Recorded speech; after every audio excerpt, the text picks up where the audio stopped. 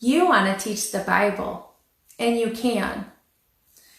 As parents, we deeply desire to do what's best for our kids. We look for the best schools, or we homeschool our kids. We make sure that they have good food to eat, that they exercise, and we enroll them in extracurricular activities. We take our job seriously. But do we invest time and energy into teaching the Bible to our kids? Giving your kids the life-giving and soul-nourishing word of Scripture is doable.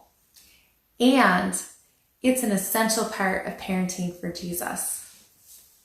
And the good news is, it doesn't have to be hard. 2 Timothy 2:15 says, "Do your best to present yourself to God as one approved, a worker who has no need to be ashamed, rightly handling the word of truth." As Christian parents, our job as people who love Jesus is to help our kids become approved workers, unashamed and rightly handling the word of truth.